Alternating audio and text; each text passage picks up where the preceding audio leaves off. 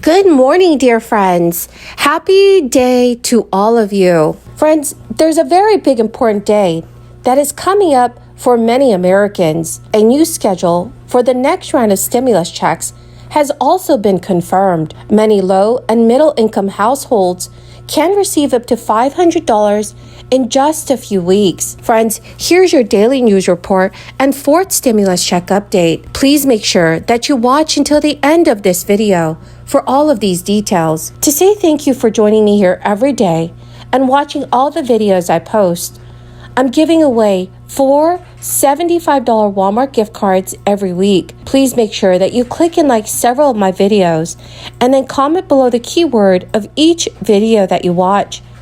The more videos that you comment on, the greater your chances of winning these giveaways. Very same thing.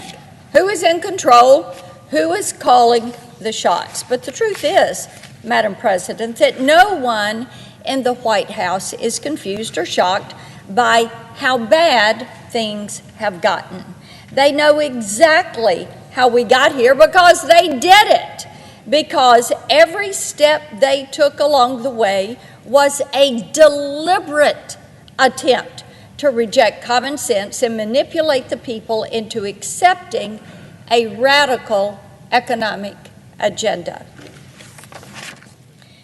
Well, in July of last year, President Biden insisted that inflation was transitory and that if we could just bring on a little bit more time and a little bit more effort and hang in there a little bit longer, you know what, everything was going to be just fine. He didn't want the people to panic and start questioning the narrative that the White House was pushing forward every single day. Surprising no one, that argument didn't fly. The people weren't buying it. So in October, suddenly, not only was inflation a problem, but guess what? It was former President Trump's fault. That's right. Not this administration's fault, not the Democrats, not President Biden. It was President Trump's fault. Well, the American people, they weren't having that either. They weren't buying that line. And over the next 5 months, the COVID-19 pandemic, so-called global challenges, supply chains, and of course, Vladimir Putin, and then Senate Republicans, everybody took a turn in the blame game seat for President Biden and the White House. It was everybody's fault but theirs. Isn't that absolutely amazing? Just amazing. The people in control of everything, the House, the Senate, the executive branch, the White House, controlling it all. They had nothing to do with this, they want you to believe. Well, yes, indeed, they had everything to do with it. So last month, the Democrats had exhausted this rotation of villains, as they like to call it. Well, they panicked and they decided once again that they had to just go out here and convince the American people that yes, indeed, inflation was transitory. It was going to be short-lived. It was only 8.5%, they would say, only. But go fill up the car, go to the grocery store. You know they're wrong. Well, unfortunately for Joe Biden, the American people are much smarter and more in tune with day-to-day life than the left has given them credit for. This administration is now in damage control mode. Last week, Secretary Yellen threw up her hands and admitted that the political narrative on inflation that she enabled put us on the road to economic collapse. On the same day, President Biden published an op-ed in the Wall Street Journal blaming Trump and Putin for his problems before touting the same radical policies the American people have already rejected. What we're seeing now is more than just the consequences of a failed political maneuver. It is the collapse of an economic philosophy the Democrats insisted was far superior to anything their political opponents would ever come up with. And the Democrats' response to this is what exactly? To say, well, they're sorry. Then they just double down. They just keep on going. Not exactly a plot twist for this administration. They intend to double down on their failed policies.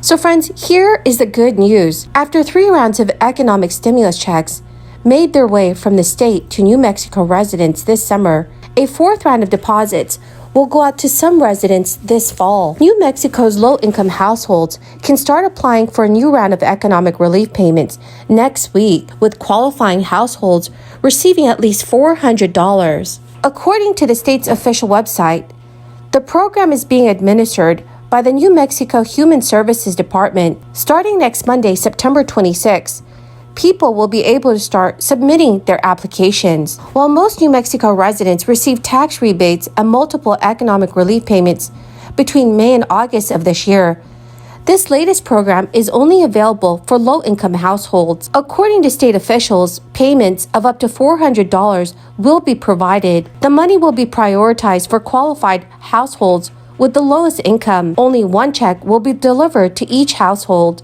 However, friends, the New Mexico Human Services Department is also warning applicants that there will be a limited number of applications accepted based on funding availability. Up to $10 million is available.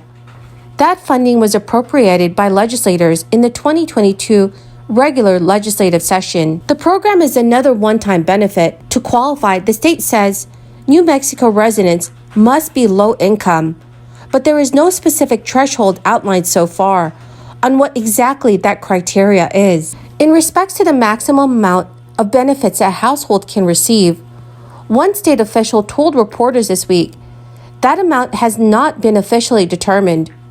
Right now, the state is guaranteeing a minimum of $400 if the person qualifies for the assistance. Once applications are accepted, the New Mexico's Department of Finance will begin sending out the payments by the end of November 2022. It is also important to note that applicants will be notified of the status of their application by mail and electronically. So friends, this is awesome news for those of you that reside in the state of New Mexico. According to the Virginia Department of Taxation, eligible taxpayers will receive a one-time payment of up to $250 per individual and up to $500 per married couple. The department expects to issue over 3.2 million rebates in total. The General Assembly approved the one-time payments earlier this summer with bipartisan support. Tax Commissioner Craig Burns said the rebates will not go out all at once. According to Governor Glenn Youngkin's office, rebates are being processed by first in, first out. About 250,000 rebates will be issued per day, 6 days a week. The Department of Taxation expects to issue 2.9 million rebates by October 10th and will continue issuing rebates through the end of the calendar year until all rebates are issued. To be eligible, taxpayers must have filed by November 1st. The payments that Virginians receive depend on the application of any deductions, subtractions, or credits. If someone owes money in court fines, for example, that money will be subtracted from the rebate. Any issues will need to be resolved with a debt set-off agency. As per the budget, rebates for returns filed by July 1st must be sent by October 17th, and returns filed after that must be issued within 4 months of filing. After a rebate is issued, direct deposits will take a few days to arrive, and checks will take a few weeks or more. The rebate is part of a larger effort by the government of Virginia to provide citizens financial relief. Governor Youngkin said at a press release, as Virginians face high inflation and prices coming from policies set in Washington, these one-time tax rebates will help families lower the cost of living.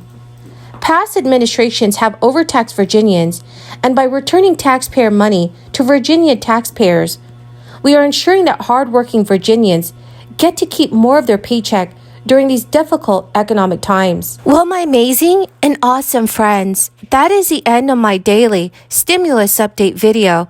Thank you so much, dear friends, for joining me here every day when I post. I greatly appreciate all of you for doing so. Please don't forget to enter the giveaway by clicking and liking several of my videos and then commenting below the keyword of each video that you watch. The more videos that you watch and leave a comment on, the greater your chances of winning these giveaways. Thank you, my dear friends, and have a wonderful and blessed morning. Reduction Act lowers the deficit by $300 billion over the next 10 years. And that's on top of the $350 billion I reduced the deficit last year and the $1.5 trillion reducing it this year.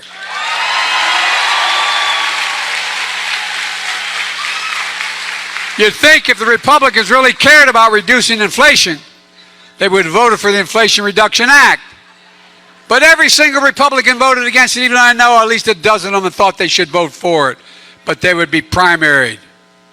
Every single Republican in the House, every single Republican in the Senate, every single one, hear this, America, every single Republican voted against lower prescription drug prices, against lower health care costs, against tackling the climate crisis, against lower energy costs, against creating good paying jobs, against the fair taxes, every single one. That's not hyperbole. Every single American needs to return the favor when we vote.